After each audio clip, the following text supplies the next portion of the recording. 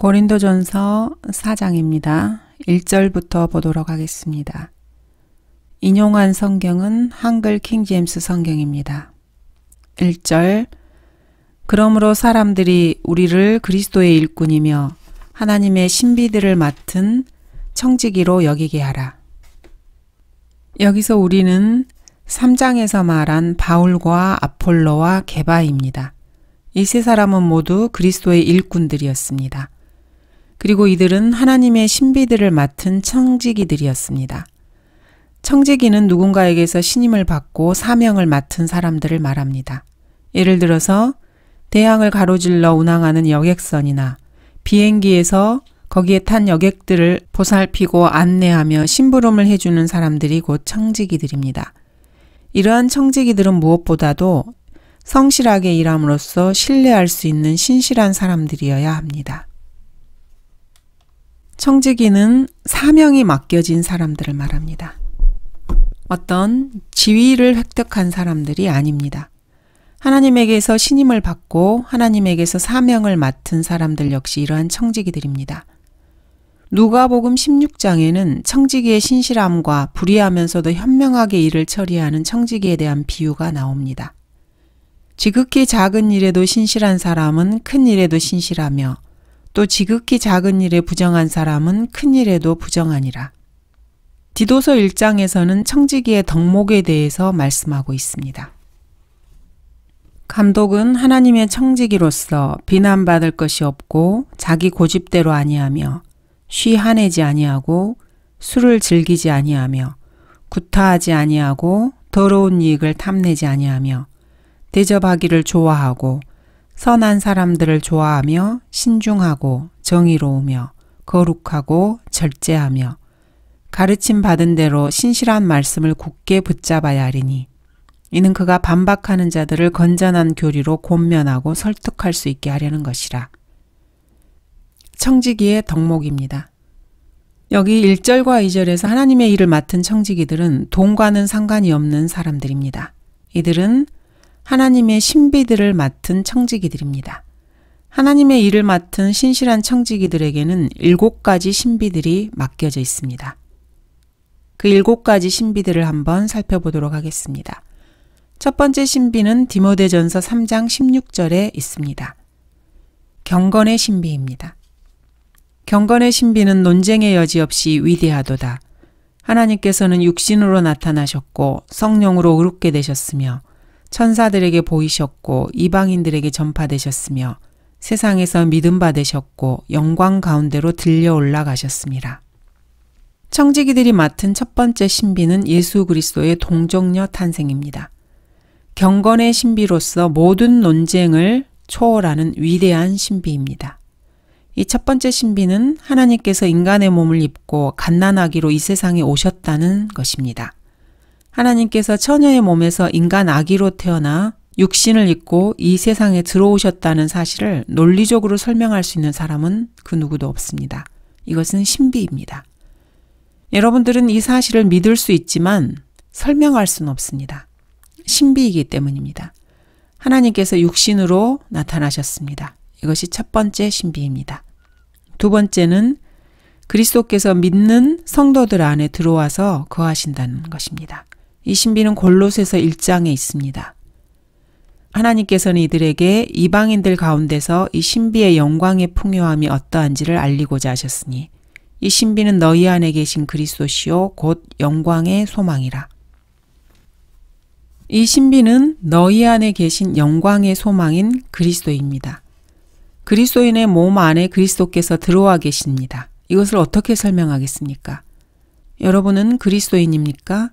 그렇다면은 여러분 그리스도인 안에는 그리스도께서 거하신다고 고백할 수 있어야 합니다. 그렇습니까? 그리스도인은 그분께서 자신 안에 거하신다는 사실을 고백할 수는 있지만 설명할 수는 없습니다. 그래서 신비입니다. 예를 들어서 여기에 수백만의 그리스도인들이 있다고 한번 생각해 봅시다. 그들 한 사람 한 사람 안에 그리스도께서 거하십니다. 그렇다면은 이 지구상에 수천만의 그리스도가 있는 것입니까? 그리스도께서 나뉘신 것입니까? 결코 그렇지는 않습니다. 이것을 어떻게 설명할 수 있겠습니까? 그래서 신비입니다. 세 번째 신비는 에베소서 5장에 나옵니다. 이 신비는 유대인과 이방인이 그리스도 안에서 한 몸을 이루는 신비입니다. 이는 우리가 그의 몸과 그의 살과 그의 뼈의 지체임이라. 이것은 위대한 신비라. 그러나 나는 그리스도와 그 교회에 관하여 말하노라. 이 신비야말로 참으로 위대한 신비입니다. 성경은 그리스도께서 그리스도인들 안에 거하신다고 말씀하십니다. 또한 여러분이 그리스도인이라면은 여러분 자신이 그리스도 안에 있다고 말씀하고 있습니다. 이것은 위대한 신비입니다. 유대인이나 이방인이나 구원받고 그리스도인이 되면은 그들 안에 그리스도께서 거하시고 또 그들 모두가 그리스도의 뼈와 살과 몸의 지체가 되어서 그분 안에 거합니다. 어떻게 그럴 수가 있습니까? 설명하실 수 있겠습니까? 만약 여러분이 아내와 어제 결혼했다고 합시다. 그런데 지금 여러분은 여기 앉아 있고 아내는 저쪽에 따로 앉아 있습니다. 그런데 여러분과 당신의 아내는 같은 살과 같은 뼈로 한 몸 안에 얽혀 있습니다. 이것을 어떻게 설명하겠습니까? 여러분의 살과 뼈의 일부는 이쪽에 있고 또 일부는 저쪽에 있습니다. 어떻게 그럴 수가 있겠습니까? 여러분 아내의 살과 뼈의 일부가 여러분 쪽에 있고 또 일부는 저쪽에 앉아 있는 아내 안에 있습니다. 그렇게 해서 여러분과 아내가 한 몸을 이룹니다. 현재 그리스도께서는 하늘에 계십니다. 그리고 우리 그리스도인들은 이 땅에 있습니다. 그런데 그분과 여러분의 몸이 한 몸입니다.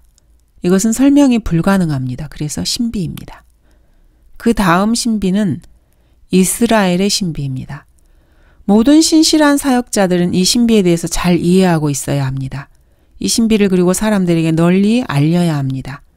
로마서 11장을 보겠습니다. 형제들아 너희가 스스로 지혜 있는 채 하지 않게 하기 위하여 이 신비를 너희가 모르기를 내가 원치 아니하노니 이는 이방인들의 충만함이 차기까지는 이스라엘의 일부가 완고하게 된 것이라. 이스라엘의 일부가 완고하게 되었지만 이방인들의 충만함이 차기까지만 그렇습니다.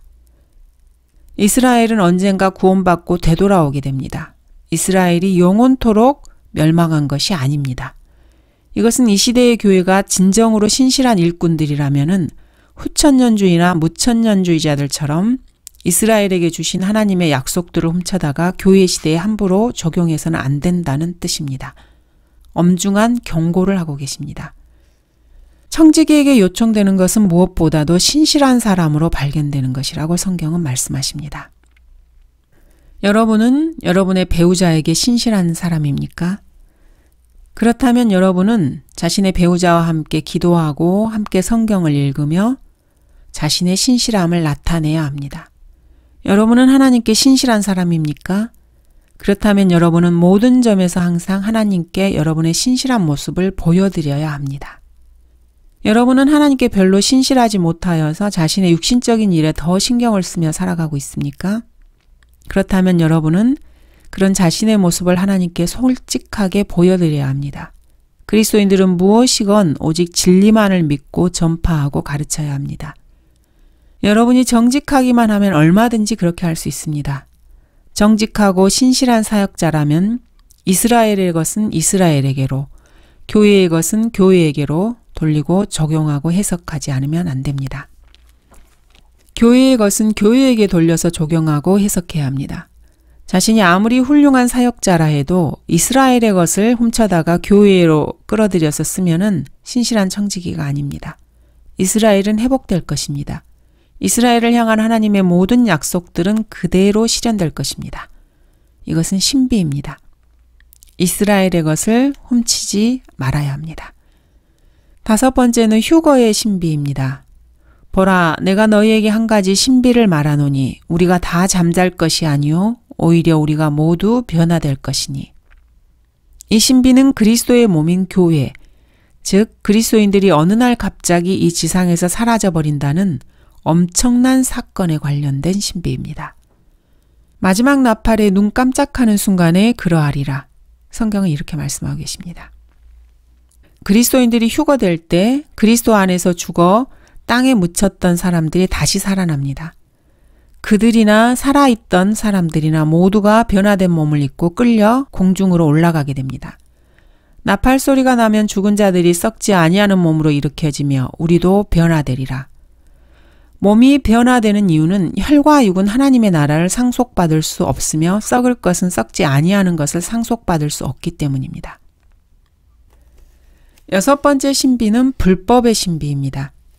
불법의 신비가 이미 활동하고 있나니 현재는 막는 자가 있어 막을 것이나 그가 그 길에서 옮겨질 때까지만 그리하리라. 데살로니가 후서 2장은 적그리스도에 대해서 언급하고 있습니다. 적그리스도는 그 자체가 신비입니다. 적그리스도는 바울 시대에도 활동하고 있었고 지금도 활동하고 있습니다. 그러나 그리스도인들은 그 누구도 이 불법자에게 넘겨지지 않을 것입니다. 그리스도인들은 모두 그리스도의 한 몸 안에 들어와 있기 때문입니다. 그 안에 성령께서 들어와 계셔서 이 불법자를 막고 있습니다. 하나님의 신실하심이 여기에서도 입증이 됩니다. 그리스도께서는 참으로 빈틈이 없으시고 독특한 인도자이십니다. 그 누구도 부인할 수 없는 사실입니다. 이스라엘에 대한 하나님의 약속들을 카톨릭 교회나 개신교회가 훔쳐서 이스라엘은 영원히 끝났고 자기들이 이스라엘의 모든 것을 계승했다고 억지를 쓰고 있습니다. 그러나 이스라엘은 결국 회복할 것입니다. 그리고 이러한 사실은 그 누구도 부정할 수가 없습니다. 이 세상의 마지막 때가 되어서 교회가 휴거되고 성령께서 더 이상 활동하지 않게 되면은 그 누구도 적그리스도의 손에 넘겨지는 일은 없을 것입니다. 이 세상이 마지막 때가 되어서 교회가 휴거가 될 때까지는 그 누구도 그리스도인은 적그리스도의 손에 넘겨지지 않을 것입니다. 구원받은 그리스도인들이 구원을 잃을 수도 있다고 속이고 위협함으로써 구원의 확신을 갖지 못하게 하는 모든 사악한 자들은 마귀의 일꾼들입니다. 교회가 휴거되면 이 세상은 잠시 동안 적그리스도의 손에 넘겨지게 될 것입니다. 적그리스도는 이 세상을 장악하게 될 것이고 이 땅에 대환란이 있을 것입니다. 이 사실을 믿고 전파하는 신실한 일꾼들은 이 시대에 별로 없습니다. 성경을 진실로 믿는 사람들을 제외한 모든 사람들이 이 신비를 비밀에 붙이고 숨기려고 하고 있습니다. 일곱 번째 신비는 요한계시록 17장에 등장하는 큰 바벨론에 관한 것입니다. 그녀의 이마에 한 이름이 기록되어 있는데 신비라 큰 바벨론이라 땅의 창녀들과 가증한 것들의 어미라고 하였더라. 이 신비에 주목하고 귀를 기울였더라면은 이 땅에 로마 카톨릭이라는 정치 집단이 존재하지 못했을 것입니다. 창녀가 누구입니까? 요한계시록 17장 18절을 보십시오. 내가 본 그 여자는 땅의 왕들을 다스리는 큰 도성이라고 하더라. 그 창녀는 큰 도성입니다. 이 도성이 몇 개의 산 위에 세워져 있습니까? 9절에는 지혜 있는 생각이 여기 있으니 7머리는 그 여자가 앉은 7산이라고 말씀하십니다. 이 여자가 어떤 색깔의 옷을 입고 있다고 말씀하십니까? 4절을 보면 됩니다. 또 그 여자는 자주색과 주홍색 옷을 입고 금과 보석과 진주로 장식하고 손에는 금잔을 가졌는데 그 잔은 가증스런 것들과 그녀가 행한 음행에 더러운 것들로 가득 찼더라. 이것이 무엇을 상징하는 것입니까? 이 정도면 충분히 짐작할 만합니다. 그녀가 신실한 필라델피아 교회를 상징한다고 볼 수 있겠습니까? 전혀 그렇지 않습니다. 이 하나님의 신비들을 한글 개역 성경이나 개정 개역에서 어떻게 접근하고 있는지 한번 살펴볼 필요가 있습니다. 한글 개역 성경은 하나님의 신비들을 하나님의 비밀로 번역해 놓았습니다. 이 성경을 펴낸 자들의 배후에 마귀가 있다는 것은 알 수 있습니다. 이 신비들을 비밀이라는 단수로 번역해 놓았습니다. 이렇게 해서 하나님께서 계시하시는 7가지 신비들을 감추고 있는 것입니다. 어떤 한 개의 비밀을 만들어 놓고 신약에서 말하는 신비들을 모두 다 비밀에 붙이려 하고 있습니다. 디모데전서 3장 16절의 경건의 신비나 골로새서 1장 27절에 그리스도인들 안에 내주하시는 그리스도에 대한 신비나 에베소서 5장 32절에 유대인과 이방인이 그리스도 안에서 한 몸을 이룬다는 신비, 그리고 로마서 11장 25절에 이스라엘이 회복된다는 신비, 고린도전서 15장 51절에 그리스도의 휴거에 관한 신비, 데살로니가 후서 2장 7절에 불법의 신비, 그리고 계시록 17장 5절에 한 도성 바벨론의 신비. 이 신비들은 모두가 다 단수형으로 표기된 신비입니다. 근데 이 각각의 신비 7가지를 한데 모아서 고린도전서 4장 1절에서는 신비들이라고 복수형으로 언급하고 있습니다. 이것을 한글 킹제임스 성경은 절대로 놓치지 않고 정확하게 번역해 놓았습니다. 이 신비들은 한 가지가 아니라 여러 가지라는 것을 분명히 알 수 있습니다. 이 신비들이 과연 어떠한 신비들인지 성경에서 일일이 찾아보고 그리스도인에게 동기를 부여해야 합니다. 일일이 찾아보도록 해야 합니다. 하나님께서는 이 신비들을 전혀 비밀에 붙여두고 계시지 않습니다.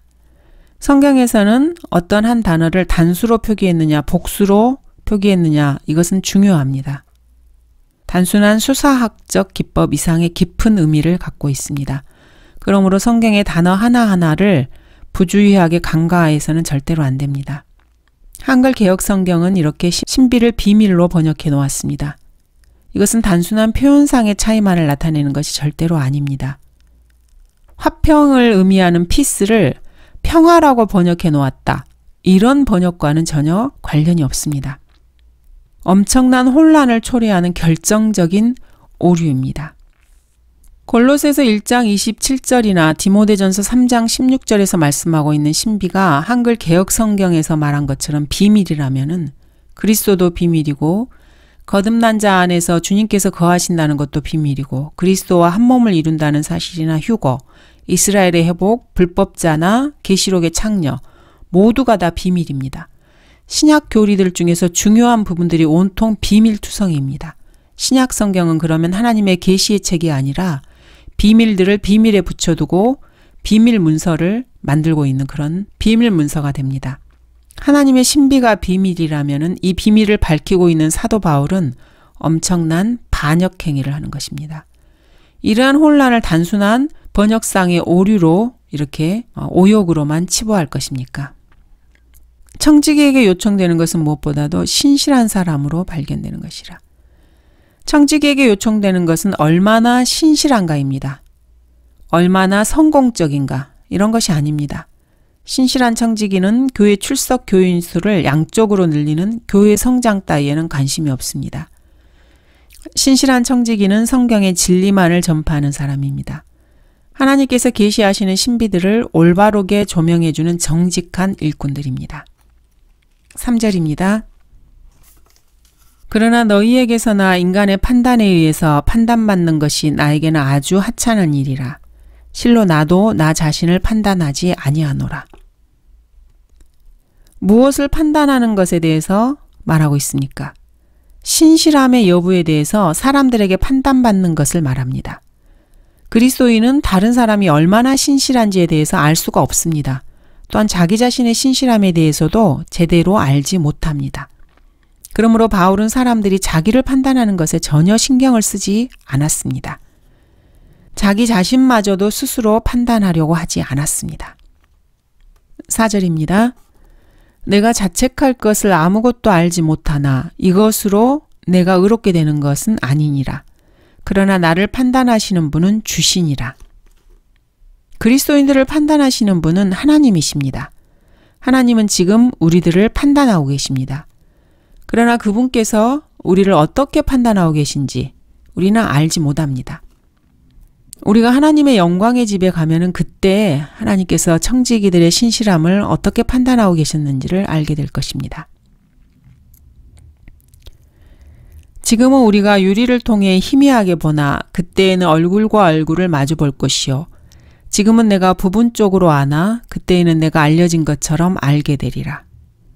청지기들이 이 땅에 있을 동안 얼마나 신실하게 하나님을 위해서 청지기 노릇을 했는지에 대해서 하나님께서는 우리들에게 뭔가 보여주실 것입니다. 내가 자책할 것을 아무것도 알지 못하나 이것으로 내가 의롭게 되는 것은 아니니라. 스스로 신실하다고 짐작한다 해도 자신의 그러한 판단으로 스스로 의롭게 될 수는 없습니다. 자신이 아무리 선한 행위를 한다 해도 자기 자신의 힘으로는 절대로 의롭게 될 수가 없습니다. 반면에 자신이 아무리 죄가 많고 악하다 해도 주 예수 그리스도를 영접하기만 하면은 그분이 여러분을 의롭게 만들어 주십니다. 5절입니다. 그러므로 때가 이르기 전 주께서 오시기까지는 아무것도 판단하지 말라. 주께서 어두움에 감추어진 것들에 빛을 비추시고 마음의 의도들을 나타내시리라. 그때서야 하나님께로부터 각 사람이 칭찬을 받으리라. 이 구절은 다시 우리를 그리스도의 심판석으로 이끌어줍니다. 주님께서 오셔서 그리스도인들을 데려가시면은 곧 그리스도의 심판석 앞에 세우시고 어두움에 감추어진 것들, 즉 청지기들이 맡은 하나님의 신비들에 관해서 얼마나 신실하게 전하고 증거하였는지를 보여주실 것입니다. 그리고 청지기들이 어떤 동기에서 그렇게 했는지 그 마음의 의도들을 하나님께서 직접 드러내 보여주실 것입니다. 그때까지는 아무것도 제멋대로 판단하지 말라고 성경은 말씀하십니다. 이처럼 우리는 그리스도의 심판석 앞에 서는 날 모든 것을 알게 될 것입니다. 청지기로서 얼마나 신실하였느냐에 따라서 그에 상응하는 칭찬과 함께 상을 받게 될 것입니다. 하나님께서 각 사람에게 해주시는 칭찬은 우리가 하나님을 찬양한 데 대한 보상입니다. 여기서 사용된 칭찬이라는 단어는 영어로 praise입니다. 찬양을 의미하는 단어이기도 합니다. 그리스도인들이 하나님을 찬양할 때, praise 할 때 하나님께서는 우리를 praise, 칭찬해 주십니다. 하나님께서 우리에게 해주시는 것이기 때문에 우리는 그것을 감히 찬양이라고 말하지 못하고 칭찬이라고 표현합니다. 그러나 영어 단어로는 praise, 똑같은 단어입니다. 우리가 하나님을 찬양할 때나 하나님께서 우리를 칭찬하실 때 같은 단어 praise입니다. 하나님께서 우리를 찬양해 주시는 것입니다. 하나님께서는 그리스도인들이 하나님께 드린 찬양에 대해서 그 그리스도인을 찬양해 주십니다. 우리가 하나님을 찬양한다는 것은 신실한 종이 되어서 그분께서 맡겨주신 일들을 신실하게 수행함으로써 그분을 높여드리는 것을 말합니다.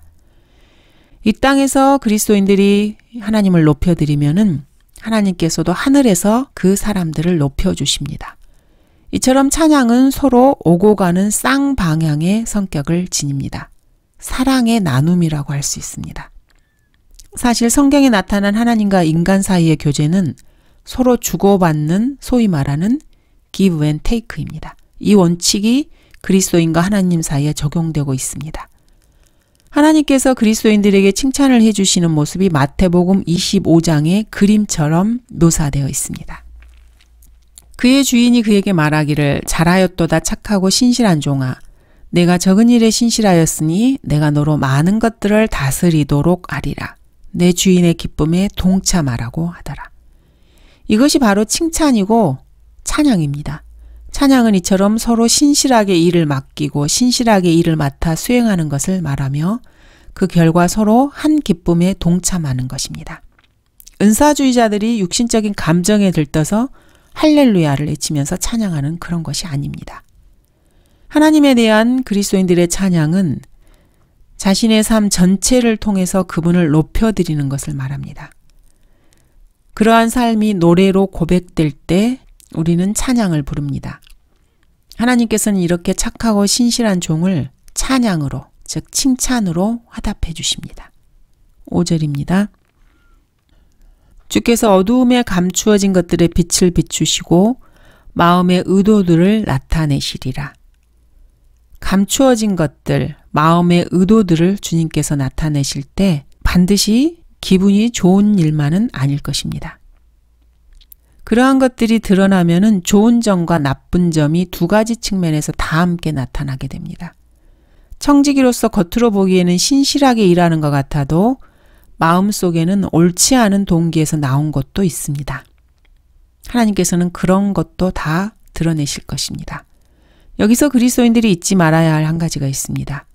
그리스도인들이 주님을 위해서 일할 때 주님을 진정으로 사랑하고 주님을 섬기고자 하는 순수한 마음과 동기에서 처음에는 출발했지만은 중간에 마귀가 끼어들어서 그 사람의 생각을 혼미케 해서 모든 것을 엉망으로 만들어버린다는 이 사실을 결코 잊어서는 안 됩니다. 그런데 그리스도인들은 그런 것도 잘 모르고 자기가 생각하고 의도한 모든 것이 주님을 위한 것이고 주님을 사랑하고 섬기기에 합당한 것으로 믿고 그대로 밀고 나가게 됩니다. 그리고 일이 끝나고 나서도 그 결과 또한 하나님께서 기뻐하실 것으로 착각을 한다는 사실입니다. 그런데 최종적으로 그리스도의 심판석에서 하나님께서 드러내시는 것을 보면은 그때 가서야 그게 아니었구나 하고 낭패를 당하게 됩니다. 이런 사실을 결코 잊어서는 안 됩니다. 여러분들이 선한 의도와 좋은 동기라고 생각한 것이 사실 마귀가 개입된 악한 의도와 옳지 않은 동기였다는 사실이 드러난다면 하나님 앞에서 얼마나 민망하겠습니까? 그러므로 그리스도인들은 청지기로서 하나님의 일을 수행할 때 매사에 아주 조심해야 합니다. 무슨 일을 하든지 그것이 과연 하나님의 뜻이며 하나님께서 기뻐하시는 선한 일인가, 이것을 놓고 일일이 하나님께 물어가면서 지속적으로 기도해야 합니다. 인간이 자신의 신념대로 일을 할 때는 실패하고 낭패를 당할 수가 있습니다. 그런 경우가 많습니다. 꼭 명심해야 합니다. 하나님의 생각은 인간의 생각과는 다르다는 사실을 잊어서는 안 됩니다. 주가 말하노라. 내 생각은 너희 생각과 다르며 내 길은 너희 길과 다르니 하늘들이 땅보다 높음 같이 내 길이 너희 길보다 높으며 내 생각이 너희 생각보다 높음이라. 사람이 자신의 생각과 신념에 의존할 때는 언제나 마귀가 개입할 수 있습니다. 이 사실을 명심해야 합니다. 독일 사람들은 겉보기에는 매우 딱딱하고 퉁명스러워 보입니다. 그러나 겪어보면은 그들의 속은 살살 녹는 버터처럼 부드럽습니다. 이처럼 사람은 겉만 보고 뭐라고 평가할 수는 없습니다. 그리스도인들을 쳐놓고 하나님을 사랑하지 않는 사람은 거의 없습니다. 그리스도인들은 정말이지 주님을 사랑합니다. 그런데 그들 모두가 그것을 겉으로 다 드러내느냐 하면은 반드시 그렇지는 않습니다. 대부분은 하나님께 대한 사랑을 마음속에 간직해 두기만 합니다. 그런데 마귀가 그 사람들 마음속에 들어와서 엉망으로 휘저어 놓습니다. 마귀는 하나님께 대한 그들의 사랑을 휘저어 놓는 것이 아니라 그들의 인격과 개성까지도 교묘하게 건드려서 헝클어 놓습니다. 그러나 마귀가 엉망으로 휘저어 놓고 건드려 놓았다고 해서 그들의 마음과 인격이 이전과 정반대로 바뀌어서 누가 보아도 그걸 알 수 있느냐 하면 결코 그렇지가 않습니다. 겉으로 보고 느끼기에는 이전과 전혀 다름이 없는 것처럼 보입니다. 그래서 그리스도인들은 전혀 이것을 눈치채지 못합니다. 이것이 마귀가 갖고 있는 최대의 능력입니다. 그러나 마귀가 들어와 일단 이렇게 건드려 놓으면 그 사람의 마음과 인격은 이미 과거의 그 마음과 인격이 아닙니다. 그리스도인들은 그것도 모르고 오염된 마음과 생각으로 주님을 섬기고 주님을 위해 무슨 일인가를 합니다. 그 안에서 역사하는 마귀의 동기와 의도는 전혀 나타나지 않습니다. 그러나 하나님께서는 그것을 아십니다. 그리고 그리스도의 심판석에서 그것을 드러내 보여주실 것입니다. 그렇다고 해서 그리스도인들이 주님을 위해 아무 일도 하지 않고 주저앉아 있을 수만은 없습니다. 주님을 섬기고 복음을 전파하며 말씀을 가르치고 증거하는 일에 가능한 한 바쁘게 움직여야 합니다. 그러나 항상 마귀를 경계하며 주님께 기도를 멈추서는 안 됩니다. 마귀가 어떻게 역사하든지 그것을 두려워해서도 안 됩니다. 여러분의 기도에 귀를 기울이신 하나님께서 여러분을 도우실 것이기 때문입니다.